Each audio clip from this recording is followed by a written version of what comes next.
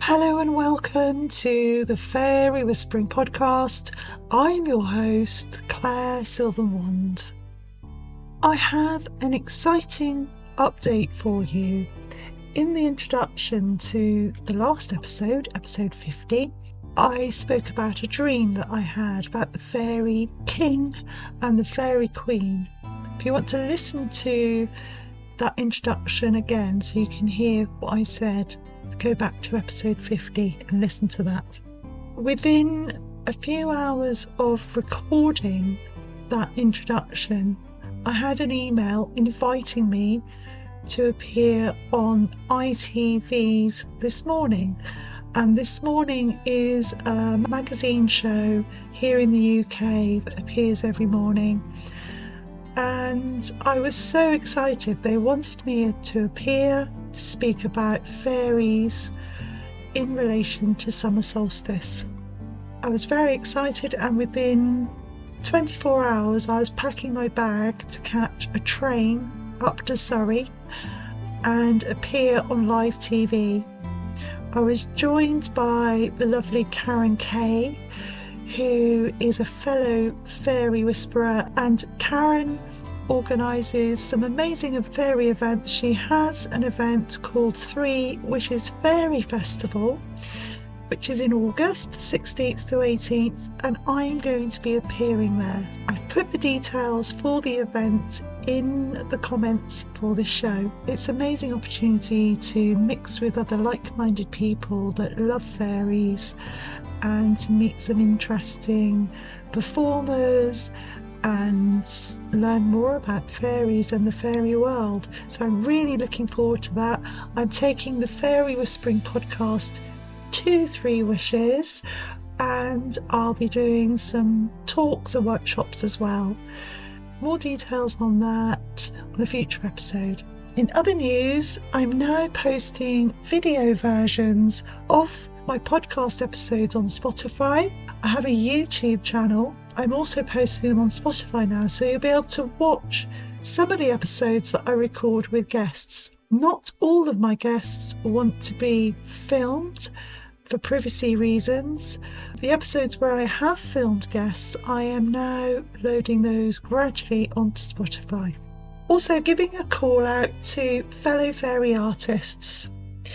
If you would like your artwork to be featured on the cover of the episodes that I share on my blog and on YouTube and on Spotify, then please send me your artwork via Instagram at Fairy Whispering Podcast or Claire at fairywhisperer.co.uk, and I'll put those details in the description. I really want to support fellow fairy artists, and this is a wonderful way that you can share your original artwork with the world. Now on to our guest for this episode. In this episode, I welcome my friend and fellow fairy researcher, Dr Neil Rushton. Neil is also an experiencer of fairies and an esoteric author.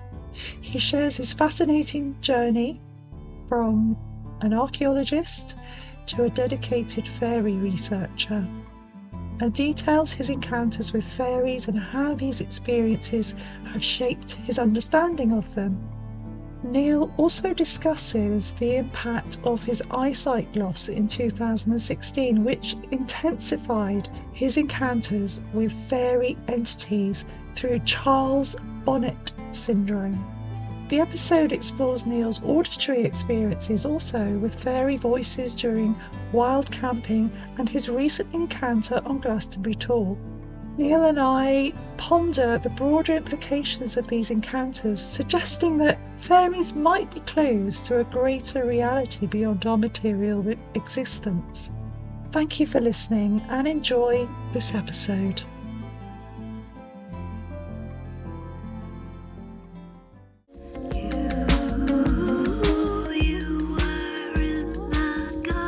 The Fairy Whispering Podcast explores guests' encounters with the other world of fairy and ways of connecting with this realm.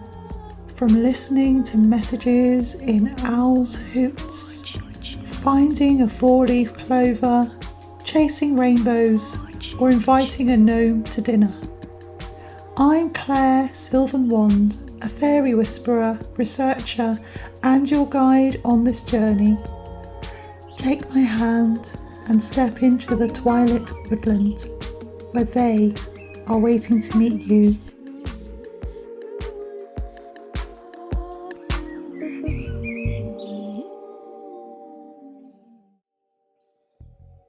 I'm really delighted to have my friend and fellow researcher in all things fairy, Dr Neil Rushton, who has a wonderful blog, Dead But Dreaming, which is just a minefield of fairy information and information about consciousness. And Neil also co-hosts sometimes with Kate Hairgirl Ray on her podcast, Hair in the Hawthorn. Welcome, Neil. Thank you very much, Claire. I'm delighted to be here. It's really wonderful to have you on because I've been wanting to have you on as a guest for a while because I know you have some really fantastic fairy experiences to share.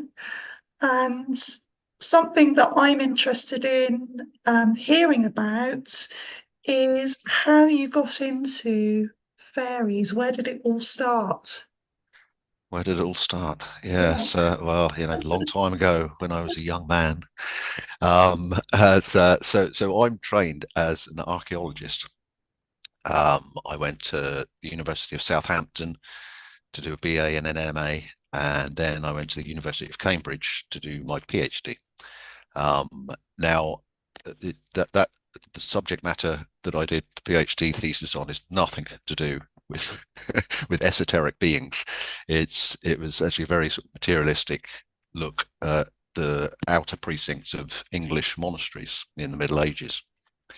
So that's what I was doing at Cambridge when I was an archaeologist. But I was also working as a field archaeologist. That's been since 1993. Actually, I began as a field archaeologist, so I did that before and throughout the time that I was doing my university degrees.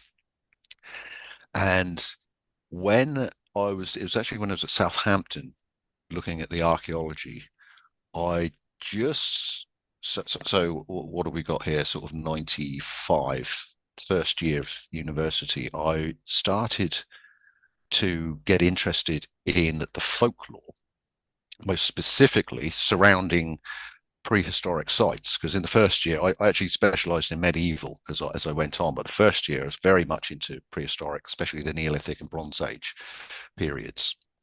And I suddenly realized when sorry, I have a few books down here that I will regale you with during the course of the podcast. And I read this book. This is Yes. by an archaeologist called Leslie Grinsell, The Folklore of Prehistoric Sites in Britain. And it's basically a gazetteer of prehistoric sites in Britain where folklore, a range of folklore attached to these sites. And one of the things he points out in one of his distribution maps and in the gazetteer itself is that many have fairy associations, fairy folklore. And that really, really piqued my interest. Why would that be? What was the relation between prehistoric peoples and their monuments and these fairy entities that I'd only up to then I'd only been peripherally interested in. And so I started attempting while at university to talk about prehistoric sites and integrate the folklore. And I was very quickly warned off doing that. It was not seen as the done thing. Folklore was just, well, it was just folklore. It was not hardcore archaeology. And it was a bit woo-woo, to be honest, especially when you're talking about the fairies. And so that was very disappointing to me. But I can be a bit stubborn, Claire. And so I dug my heels in and I did like independent research. Okay, I won't put this into university essays or theses or whatever. I'm going to go around the country when I get the chance, and I'm going to go and look at these sites, and I'm going to collect the folklore and just make my own gazetteer to sort of complement Leslie Grinsell, not for publication or anything, but just for my own purposes. And I, sure enough, Grinsell talks in the book. There are about maybe 70 sites in Britain connected with fairy folklore, and I found another probably doubled that. And if if you did that research today, you'd probably quadruple it or to make it 500% even Yeah. what it is there. Right. So Yeah. go on, I go on. just ask why that is. Is it just because the information hadn't been researched at that time? Yeah, I mean, Grinsell's Yeah. book is 1976, remember? Yeah. So Mm. obviously a lot of folklore has come to light since then, where so you can supplement that. I'm thinking, one of the most recent books. Sorry, it's on the shelf behind me, but Rob Wildwood's Magical Britain. Yes. That's probably the most recent updating of it. So anyway, so I'm at university doing this. I've been warned off looking at the folklore. It just won't get you anywhere. It'll damage your career. It doesn't work. Well, okay. Um, and and I'd also been looking at other books such as Brian Froud and Alan Lee's Fairies, which was a great influence on me before I went to university. There's such beautiful imagery in there, and also Brian Froud's take on the fairies. It was very much, yeah, they exist, and Yeah. I'm kind of trying to represent them as best I can. Hmm. So with that in mind, I'm still at Southampton University, and the summer of 1996, I go along to West Kennet Long Barrow, which is a Neolithic burial chamber. It would have been used for other things apart from burials in Wiltshire, about 100 foot long, as most long barrows are, but with a chamber, stone-built chamber in the front where the burials were found when it was excavated in the 1950s. And I'd been there before. Very special site. Many people listening to this will know West Kennet Long Barrow. And it at the time I'd just gotten into meditation to just to try and help sort of the stresses and strains of university life, right? The meditation's a good thing. And I decided, for whatever reason, to meditate in West Kennet Long Barrow. And as you go into the chamber, there are 4 side chambers, 2 on each side, where the burials were found. And then there's an end chamber lined with these massive sarsen stones. It's a magnificent monument. And there were no burials found in that end chamber. So I set myself up as the sun, well, before twilight, before sunset, I should say, and in the end chamber, and started meditating. And within about 20 minutes, I'm in very relaxed meditative state. And along the chamber, the passageway up to the chamber, I see a small humanoid figure which walks along towards me to the chamber.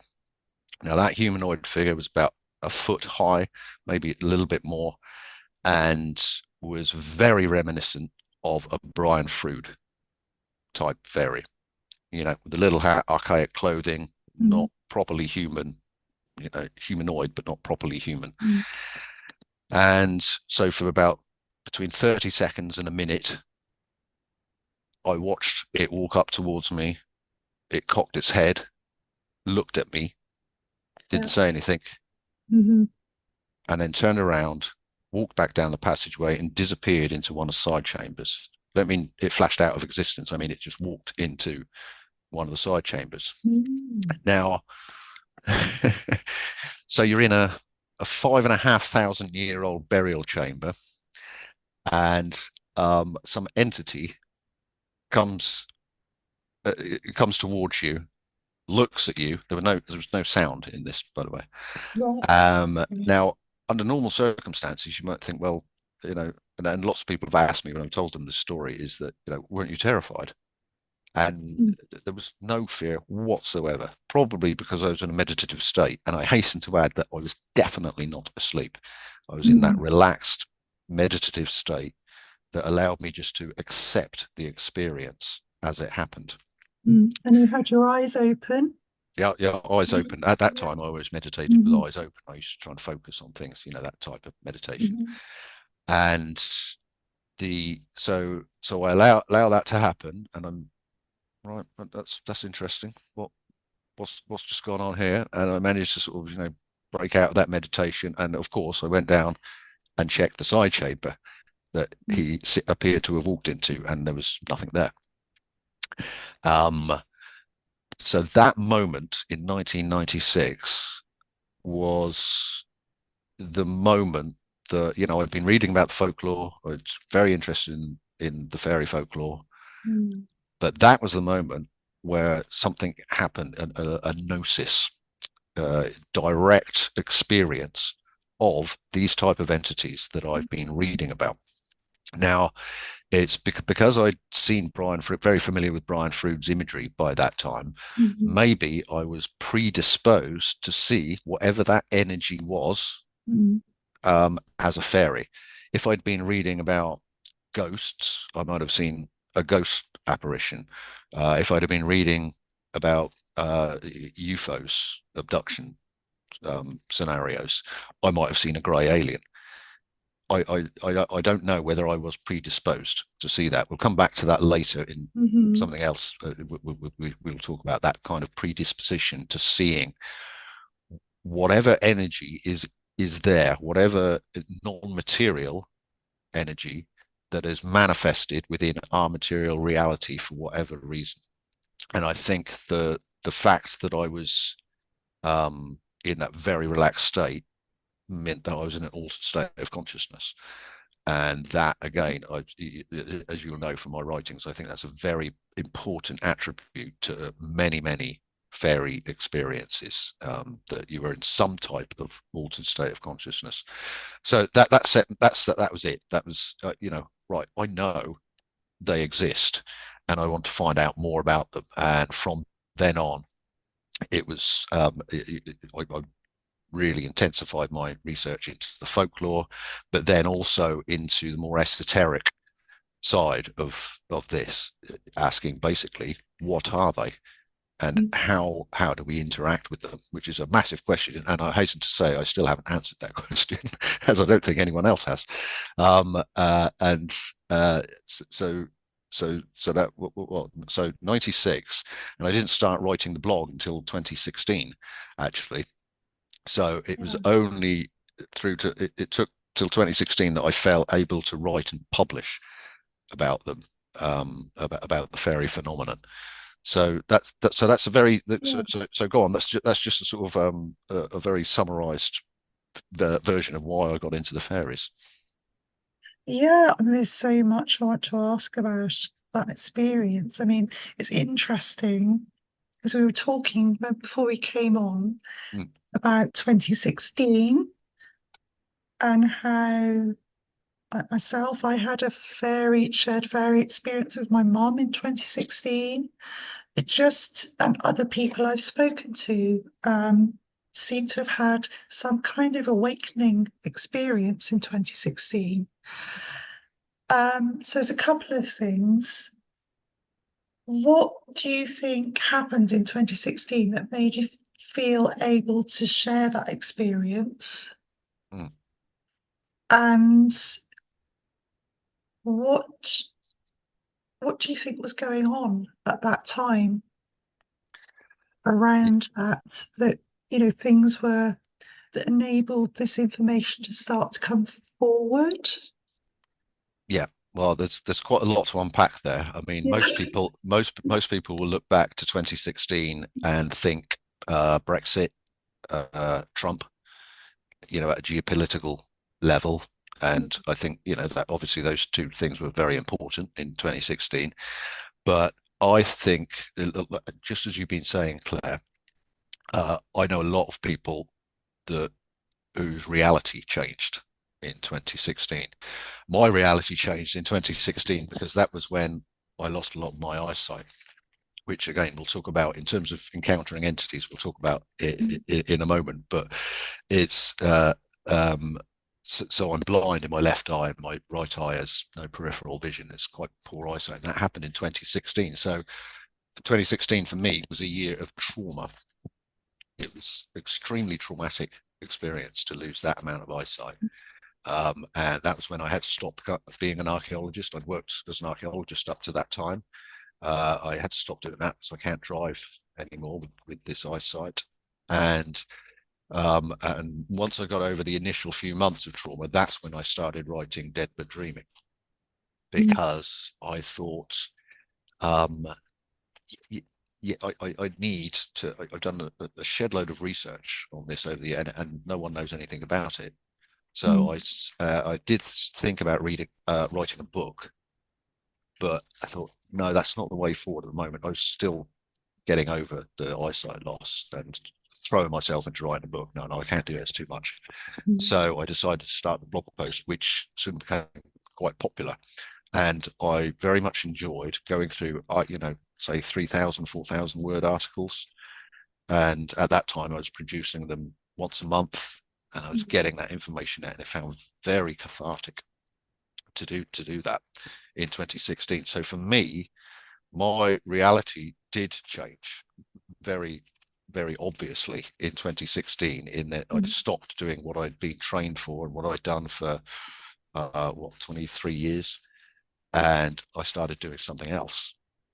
And that was very helpful for me in terms of getting over the trauma of losing the eyesight and everything that Mm. else that entailed. But but I hear so many other people talking about that being the year, as we talked about just before we came on, the whole thing back in 2012, where the Mayan calendar Mhm. was supposed to come, the world was supposed to come to an end, or something was supposed to end in 2012, and then a lot of people, after nothing happened, were saying, no, no, you've misinterpreted the Mayan calendar. It's 2016. Now you could say, well, the world didn't come to an end in 2016, but did it?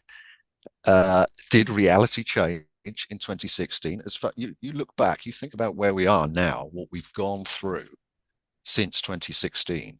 The world is a fundamentally different place in It is 2024 than hugely. it was in 2015, on Yeah. many, many levels, which we won't go into. But I think something shifted, and for me, it was represented in sight loss, starting to write about the fairies in a public format, and going on a new journey in life, for better or worse, at that time. So yeah, 2016 is a pivotal year for not just me, I think, in general. Yeah, definitely. And going back in time, because of course in fairy time there is no time.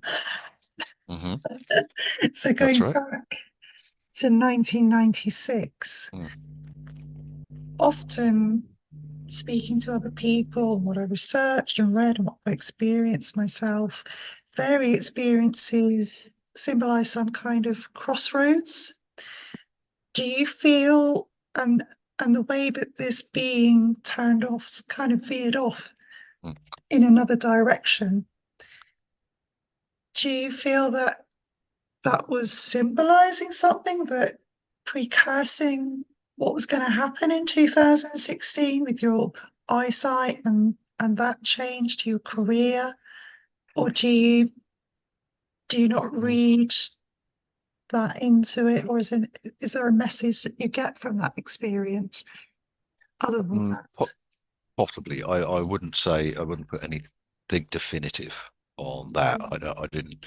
The only message I got in 1996 was, oh wow, I've just had Yeah. a Gnostic direct experience, and my view of reality will never be the same again. Because you can read as many books, watch as many Mm. documentaries, listen to as many people as you like, Mm. but there will always remain a doubt if you haven't experienced it directly. And as soon as you Yes. experience it directly, boom, things are different. The one thing I will say is, because there's a very famous motif in fairy folklore about the fairies blinding an eye. Yes. Uh, Yeah. so so often, it often starts with someone uses some salve or cream or something on their eye, Mm. and suddenly they can see the fairies, and then they'll turn up at some marketplace or something, and the fairy realizes that they're being seen by this person, and will ask the person, which eye can you see me with? They'll say, oh, my left eye, and they'll poke it out. Typical fairy behavior.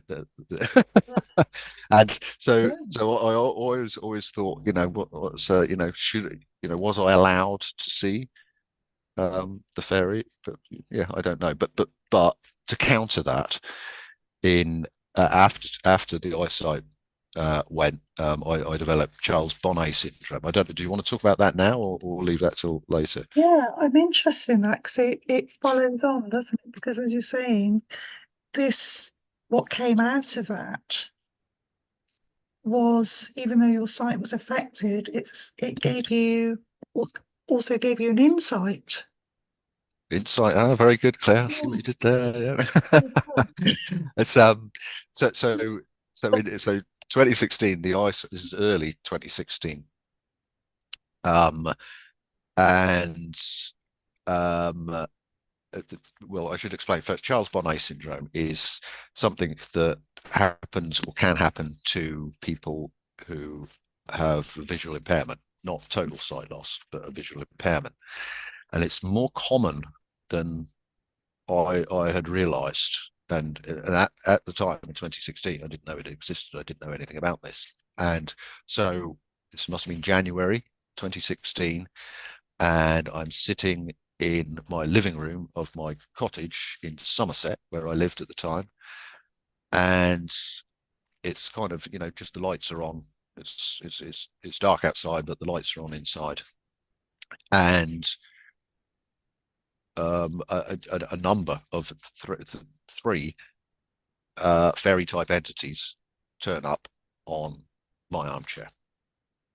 This is after let me just get this right so I can explain what happens. There was like in the within my eyesight range in my right eye, there's like a geometric pattern, like a Yeah. foggy geometric pattern appearing in the room. And when that Mm. happens, you think, well, it's just my eyesight playing up. And from that geometric pattern, these three characters turn up. Mm. And again, they're very Brian Froud-like characters, very similar to what I saw in West Kennet Longbarrow.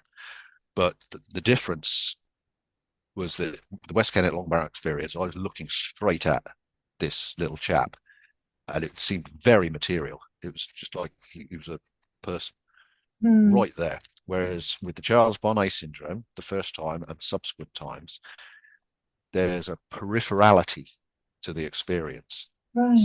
So that I don't seem to be able to look directly at them. If I Mm. try to look directly at them, the geometric pattern will appear and they will disappear. But it's, even though you're not looking, like I'm looking, my famous silver chalice. I'm looking at that peripherally now, and I know it's a silver chalice. You Mm. know the shape of it. You can see what it's like. Mhm. But and so I'm looking at them, these characters, in that way. And well, again, I wasn't meditating at that time. It just happened out of the blue, and it didn't last very long. 30 seconds before boom, it's gone. And as I said to you before, losing that amount of eyesight is extremely traumatic.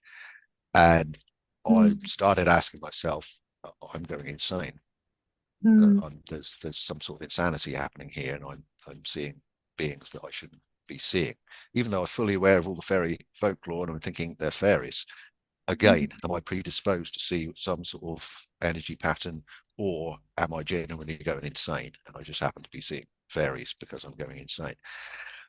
But fortunately, I went to my ophthalmologist very soon after, and I thought, well, I better tell him about this. Mm. What's the what's the deal? And he was very blasé about it. Mm.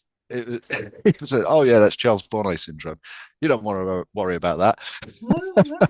And of course, then I Mm. went back. Then I came back and I did the research on Charles Bonnet syndrome and found out that it's actually very common for people to have this this this syndrome, and most people are terrified of it.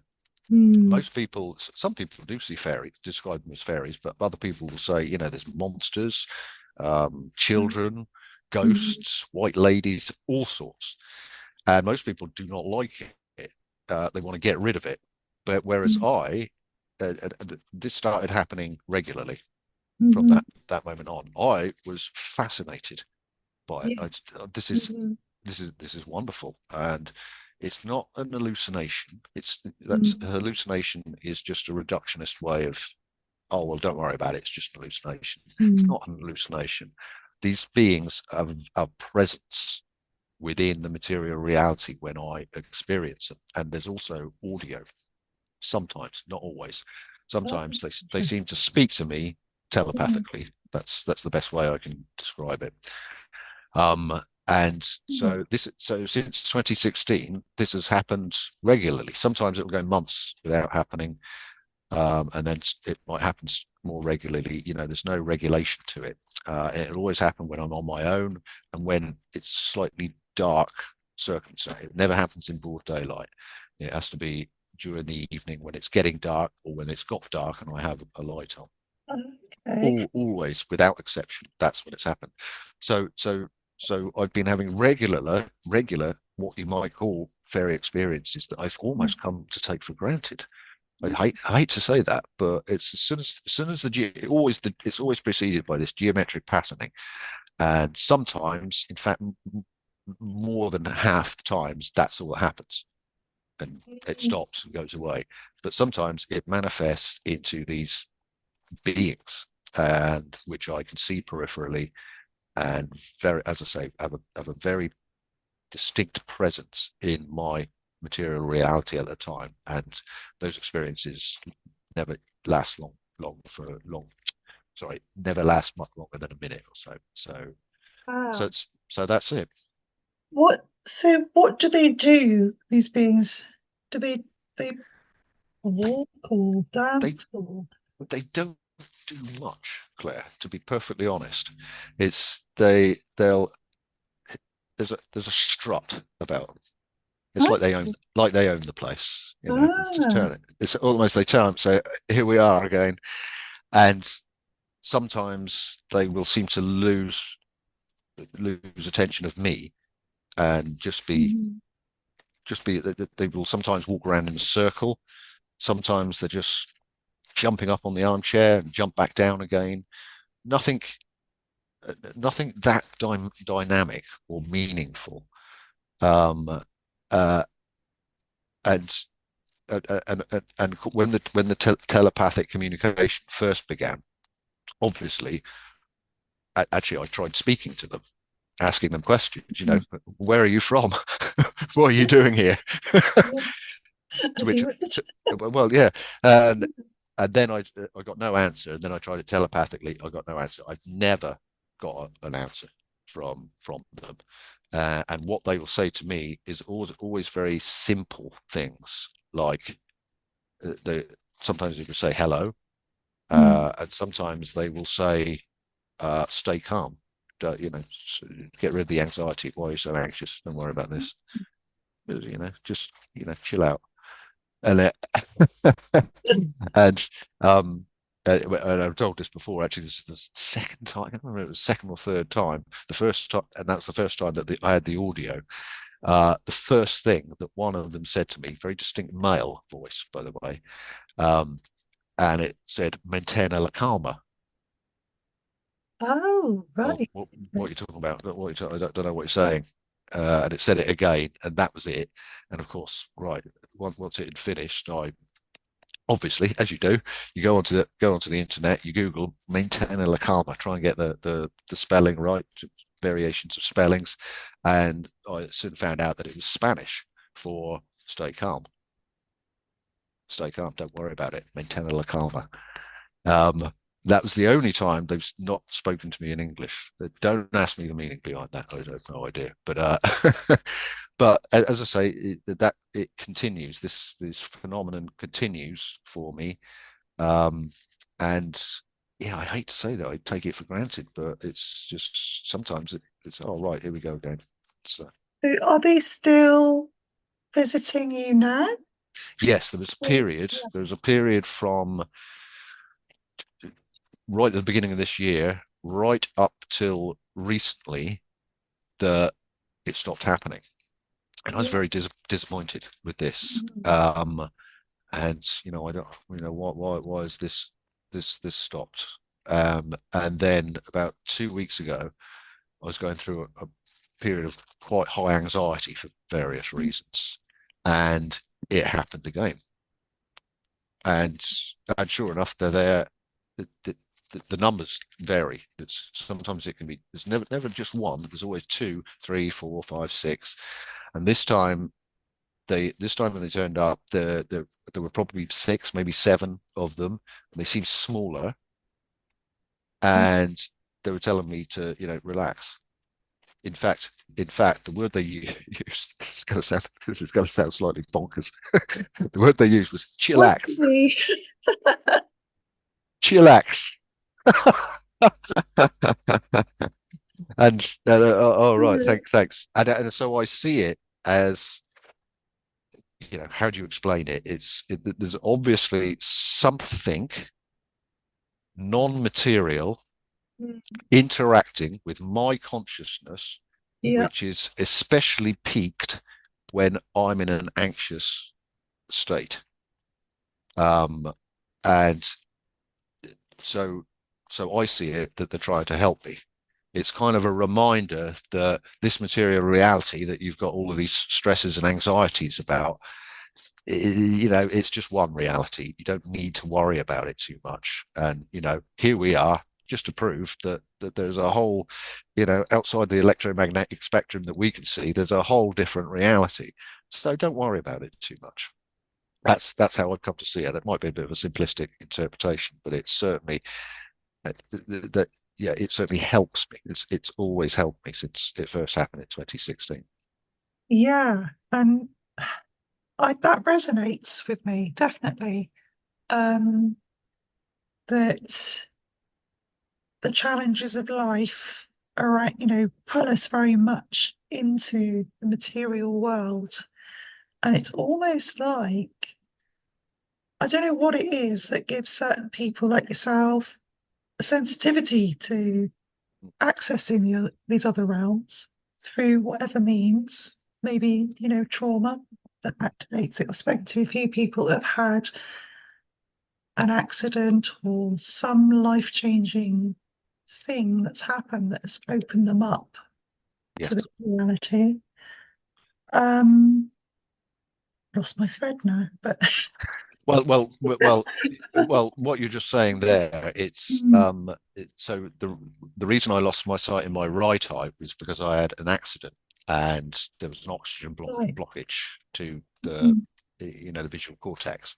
mm, That's what caused. So basically, I have some type of brain damage, and okay. I've always seen, following after someone like Aldous Huxley, who will see the brain as a transceiver of Mm, consciousness, mm, and ultimate reality. Our brains are transceiving it, because if our brains didn't transceive it, we would be totally overwhelmed and we wouldn't be able to exist in this material reality. So you have to narrow it down, and that's what your brain does. And if the brain gets damaged in some way, then perhaps under certain circumstances, one of the offshoots of that is that it will start allowing bits of the reality that we don't normally experience within mm, your experience at certain times. I hasten to add, I certainly don't consider myself as having any psychic ability, none at all. I know various psychics, and I'm nothing mm, like them. I'm not able to just, oh right, I'm going to be psychic now and tune into something. This kind of happens to me accidentally, and I mm, think that the damage to the brain and my eyesight is definitely something to do with it, because I never had a visual encounter with a fairy before it, apart from the 96 West Kennet yeah. experience. Whereas since 2016, I've had multiple ongoing experiences, And as I say, I think that's because the brain, the damage to the brain at certain times puts me in an automatic altered state of consciousness where I'm just able to just open up and see the reality that is all around us. And Yeah. that go, Mm. I think that's the fundamental of what the fairies are. I'm not going Mhm. to answer what the fairies are. No one knows what the fairies really are, but I think that ultimately whatever they are, whatever kind of life form they are, and I believe that they're a non-material life form. Mhm.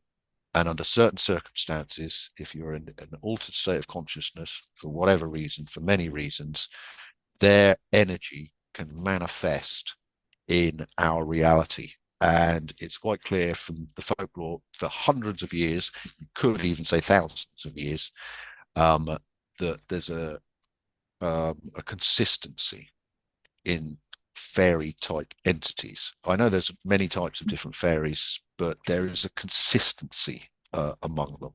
The way they're described in the Middle Ages is very similar than how they're described in the 21st century in many Yeah. cases. And that tells me that they're doing that on purpose. That's how they manifest to us for whatever reasons. But that's so, yeah. I did a little workshop a couple of years ago, and I learned something from that I didn't know before that relates to your, or might relate to the way that you're seeing fairies. Um, the woman that was leading the course said that we all have certain times in the course of the day where we slip into that mode of clairvoyant seeing, Yeah. and it's often precursed by seeing geometric patterns. Mm, very interesting. And for me, it's usually in the early hours of the morning if I wake up from a dream. Yeah. Sometimes I can see those geometric patterns in front of my eyes before I come into reality, Yeah. waking reality. Um, but is that part of Charles Bonnet syndrome, or is that something separate?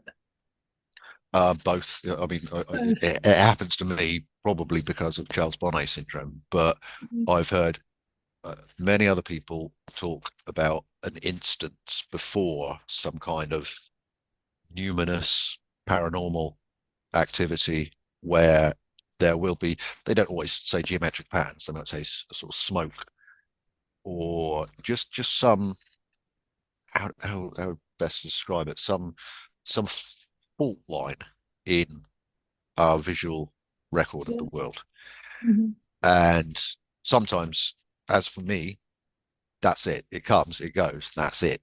Whereas other times, something will manifest. The most obvious one is the UFO phenomenon, where people describing seeing UFOs will say, a portal opened, or there was a geometric pattern, or there was some smoke or a blue light before the actual UFO appeared.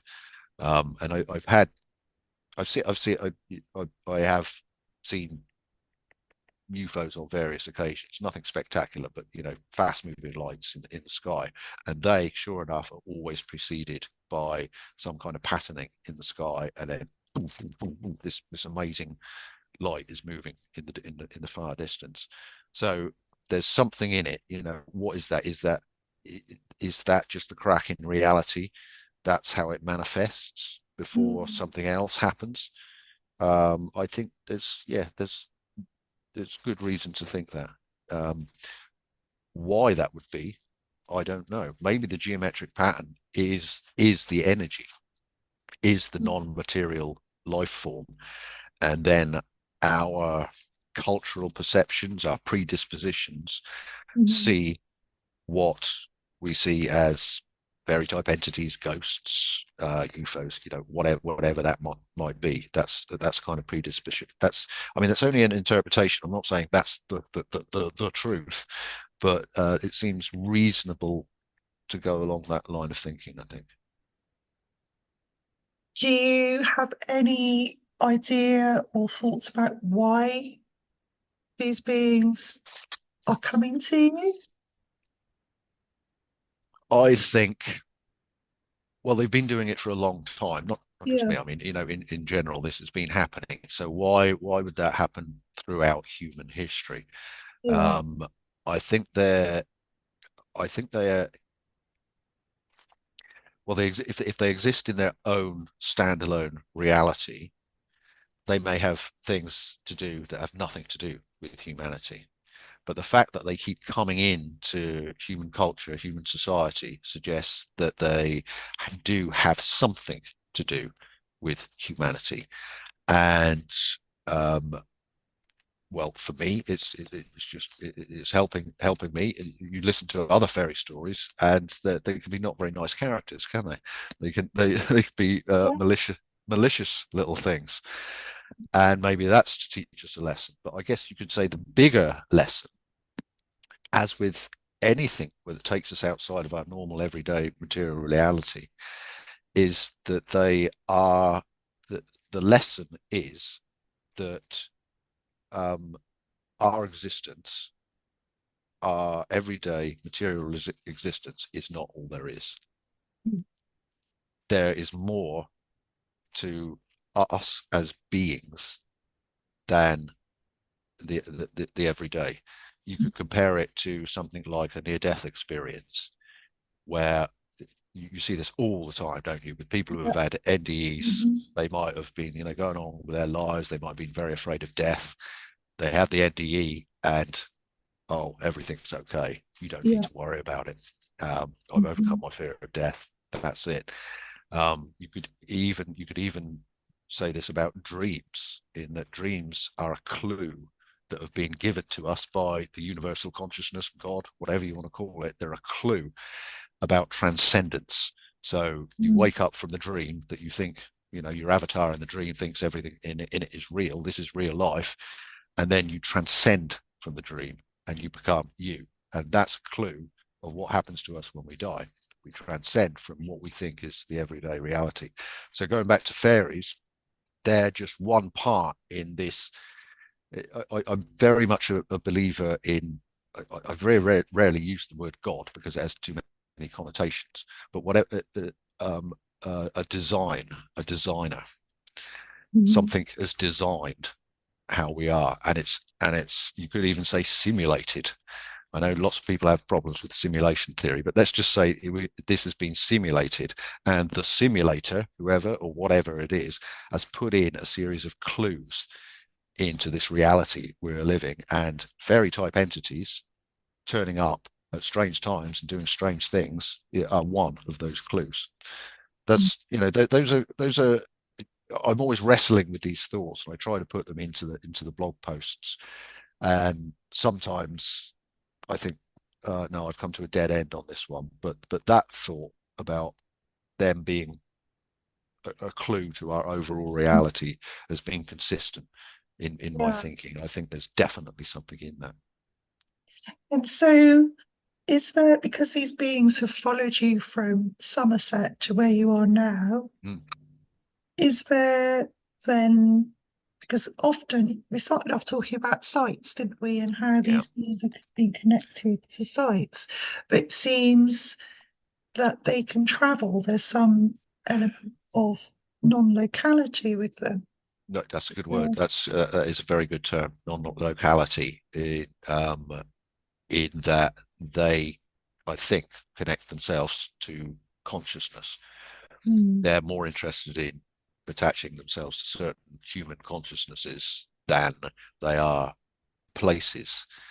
The reason they turn up so often at places, like specifically prehistoric monuments, is because I'm pretty sure our ancestors were experiencing them regularly, and the monuments that they erected were in part to realize the specialness of that part of the landscape. Mhm. Maybe for a variety of reasons, that they would put up these kind of monuments. But if our prehistoric, Neolithic, Bronze Age ancestors were having regular experiences with these non-human intelligent entities, they've Mm. been marking the spots where it happened. And that's why those spots are imbued with a specialness and there's so much folklore attached to it. But you're right. In my own personal experience, the beings that turn up here, where I am now in Liverpool, are exactly the same as Mm. the ones in Somerset. There's no difference between them. You know, they don't have a Scouse accent. I can assure you.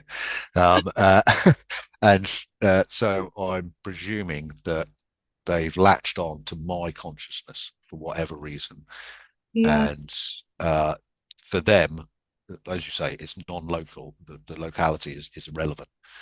And you think if if entities, non-material entities, are operating in different part of the electromagnetic spectrum, then it's going to make very little difference in what we think of as geographical space to where they can and can't turn up.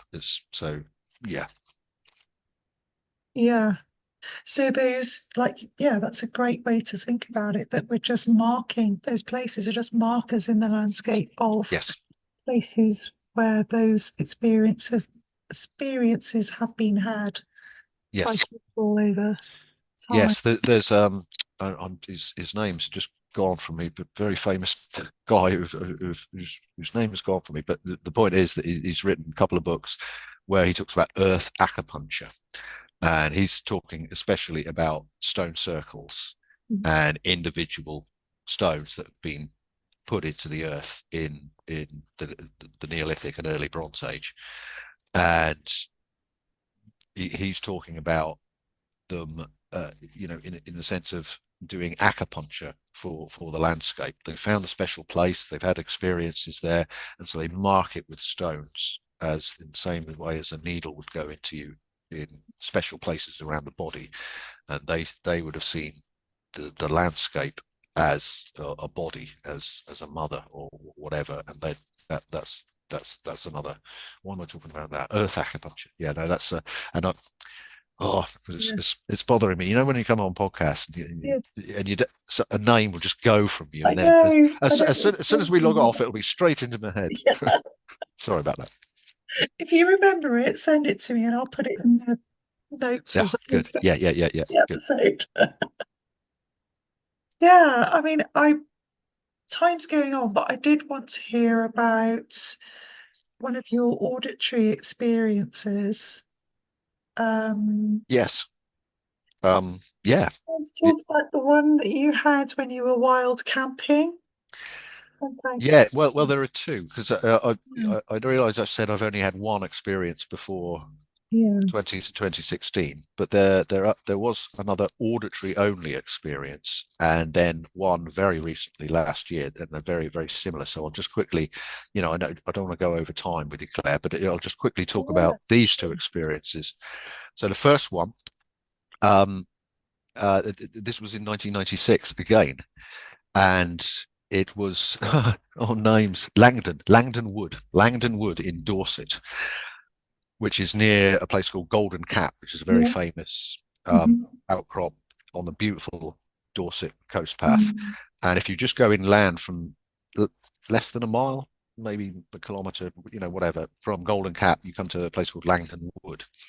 Mm. And in 1996, again, this was after the West Kennet um, experience, Mhm. and I'd been wild camping for 3 days. This was the last day that I had to find a place to camp. So I went into Langdon Wood, close to twilight, set up the camp, made sure away from any paths, right in the middle of the wood, so you don't get disturbed. Those of you know who have done wild camping, you pitch up when it's getting dark, you Mhm. eat your food, you go to sleep, and then when it gets light again, you're off and you don't leave any trace. No one will know you've been there. So that's what I did, and I was asleep by 10 o'clock, 11 o'clock, and at 3 o'clock in the morning, and I only know this because I kept a journal at the time, so I'm not doing this from memory. So I just keep a journal of my wild camps in those days. And 3 o'clock in the morning, I got up, and there was sound of very distant voices, and they were coming closer to me. Mhm. Very unusual. Two female voices. And they're coming closer, closer, closer. I'm lying in the tent, wide awake again. I was not dreaming this. This is very visceral. I'm awake, and the voices came very close to the tent, but didn't stop. Just kept on going, and walked past me. The voices were two females, and they were speaking a language that I did not understand. Mm. If they'd have been speaking French or Spanish, Italian, German, even, I'd have got a few words. All right, okay, but I did not understand it at all. That this language that they were speaking very quickly, sort of gabbling to each other, and they went straight past my tent and way and way and way, and then out of earshot. Now, middle of a wood in at 3 o'clock in the morning, Mm. two women on their own. It's unlikely, isn't it? Yeah, it It's an is. Yeah. unlikely experience. The only thing I did find out afterwards is that Langdon Wood does have a bit of a reputation for a coven in Langdon Wood.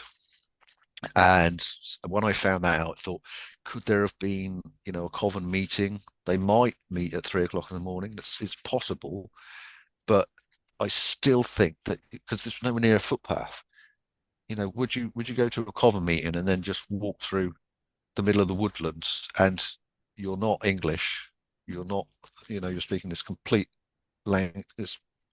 It doesn't make sense, does it?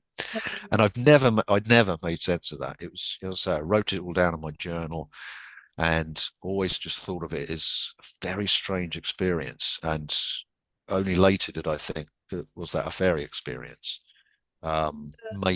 Maybe not. I should also add that there is a tradition in Langdon Wood of something called whistling down the fairies, where you're supposed to Okay. whistle Yeah. and the fairies will whistle back at you. Oh, And interesting. that tradition has been around since the 19th century. So there is that. It's obviously a special place. Maybe one day I'll go back and wildcat there again, see what happens. So that was, as I say, it was an audio experience. I stayed in my tent all the time until the sounds went away. Then I got out of the tent, and all right, and I didn't get back to sleep that night. And again, I wasn't afraid. I wasn't No. particularly afraid. It was just, wow, this is fascinating. What was going on? Yeah. This is amazing. And then a very similar experience happened only last year in October in Glastonbury. Now I'm very familiar with Glastonbury. I lived there for a year. I've been visiting since 1989. I know the place inside out. And I was there with Kate Ray and Joe Hickey Hall, and your good self came along to the fairy fair. Oh, yes, I came to see your talk that you That's did. right. That's right. Yes, I did. And so there's a fairy Mm. fair there in the end, 20th of October, something like that. Hmm. And Kate, Joe, and I were giving a talk, and we did that. And then there's the fairy ball on the Saturday evening, Yeah. and Kate and Joe dressed up as in the fairy gear, and off they went to the ball. But I don't dress up in fairy gear, Claire, no, so I don't do that. So I stomped off up Glastonbury Tor, Hmm. and this is the odd thing. It's Saturday night. It's 10 o'clock. It's dry. The weather's okay for the end of October. And I start walking up Glastonbury from the town side, the long way up, and I did not see a single person walking up. That's very unusual. It is unusual. Yeah. I've been up Glastonbury Tor hundreds of times, and I've never been up there on my own, Mm. um, and certainly not even passing anyone up the path. So I walk up the path, get to the top, and there's no one there. No one at the top of Glastonbury Tor on a Saturday night. That's wow. That's unusual. So I sit down facing the west by the tower, and that was great. And for 20 minutes, no one came up at all. And then after 20 minutes, I hear voices, and I think, okay, fair enough. They're coming up the other side. They're coming up the other side from the other side of the short way up, Mm. and it's two males and a female. And again, I soon realised they're speaking a language I can't understand. Mm. Just and gabbling, real gabbling to it. Yeah. And I'm sitting there at the west thinking, okay, they're going. They seem to be going through the tower. the base of the tower. I better get up, and so I don't surprise them when they come round, and give them a shock that there's someone else up here sitting by the Mm. tower. So I get up and walk round, and as I'm walking round, the voices stop, and I come round the tower, and there's no one there. Oh, And I yeah. walk around the tower, look down the paths. There's no way three people could have got there and just disappeared without me seeing them. I'd have seen them somewhere, and I stayed there for about 15 minutes, looking around, thinking, what, trying to come up with some rational explanation for this. And this is bizarre. Why is this? What is this? That's very strange experience. And again, what was that? What is that, a fairy type incident? Possibly. I can't think of any rational explanation for it. No. Three people turned up. They were talking in a foreign language that I didn't understand, and then in an instant, those sounds were gone. I didn't see anything at any point, and it doesn't make sense. And it was only later in the day, or later the next day, that the Langdon Hill experience came back to me, and I thought that's a very similar experience. The foreign language, the not actually seeing them, very strange. So there you go. There's my two experiences. What, nearly 30 years apart.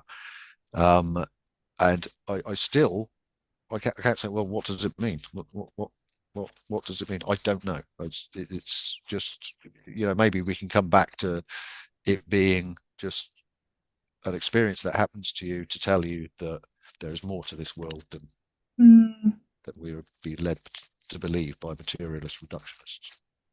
Yeah, because I mean, what was happening at that time? Did it draw you back into that state of, oh, there is more to reality? Have you? Possibly, but I'd already sort of Yeah. been, I was already there anyway. The only thing I can think of in terms of altering my state of consciousness, I mean, in the tent in Mm. 1996, it would have been a kind of on high alert. You're in a Mm. tent in a wood. You don't want other people turning up at 3 o'clock in the No. morning. So you're on a state of high alert. In Glastonbury last year, I'd been hanging out with Kate, Joe, and Rob Wildwood uh, for at the pub Mm. for before they went to the fairy fair, and it was all very convivial. You're with friends, everything's great, and then suddenly they disappeared. And I decided to go up Glastonbury Tor, and I was stomping up there. I was in quite a depressed state of mind. It was kind of, oh, here I am alone again. And so that's the only slight altered state of consciousness that might have invoked that type of experience. It's interesting that you were with three other people and then you encountered three other people, which you didn't I see. think Joe pointed that out when I spoke to her. Yeah, obviously that it's mixed because it was up the tour. It was two males and a female, whereas there it was two females and a male. Yeah, That could be something. I'm not sure what. I can't reach yeah. an interpretation of that, but that there could be something in that. Yeah. And the gabbling as well. It's quite often said that fairies are heard chattering. Yes. No. Yes. That's one of the main reasons why I wrote an article about this in on Dead But Dreaming, and that's one of the reasons why I cautiously interpret it as a fairy type experience, even though I saw nothing. There was no visual evidence. Mm. Thank you, Neil, for sharing your experiences. That's all right. I Yeah. hope people, you know, I, I'm always very interested when people, when I share these experiences for other people to say, oh, I've had something really similar to that. And that always interests me. And I always ask for that on the blog site. If I've written about this, please do get in touch with me if Yes. So where can people contact you? well, the easiest thing to do is go on Dead But Dreaming. All you need to do, if you just put Dead But Dreaming Mm. on into a search engine, it'll be either first, second, or third, and you'll find my contact details there, my email. Anyway, and I'm always happy to hear from anyone who's interested in the who is interested in the phenomenon. Brilliant. And what's next for you, Neil? Are you going to Well, do another podcast with Kate soon, or? yeah, that's the other thing I do. As you said at the beginning, I do podcasts on Hare and the Hawthorn with Kate Ray. Mm. We've got a few guests lined up. We've got David Halpin, great Irish Oh folklorist, wow. lined up, Yeah. and Joshua Cutchin from America Yeah.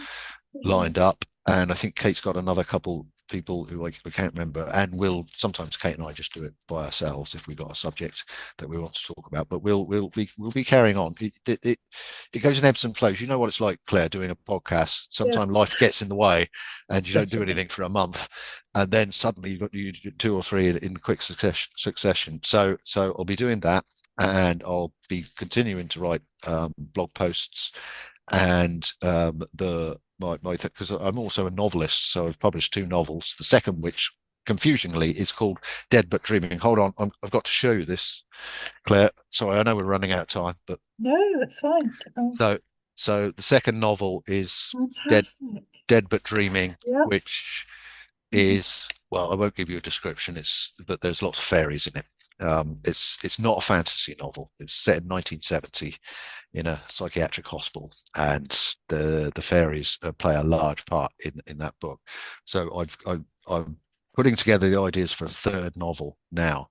I don't. I'm always cautious about saying this because, oh yeah, I'm going to write a third novel, but at the moment I'm thinking about it. I'm putting the puzzle pieces together. So it's I don't know when that will be written, when it'll be published, but that's what I need to concentrate on in the next couple of years, maybe. Exciting. Thank you ever so much for your time. It's been brilliant speaking to you. Absolute pleasure, Claire. Yeah, and hope to catch up with you again sometime soon. So, Brilliant. Thank you, Claire. Cheers. take care. Bye. I hear strangers talking, I don't understand. Oh wow, I've just had a Gnostic direct experience, and my view of reality will never be the same again, because you can read as many books, watch as many documentaries, listen to as many people as you like, but there will always remain a doubt if you haven't experienced it directly. And as soon as you experience it directly, boom, things are different. For my heart is in this land, whispering trees that men call the breezes all around.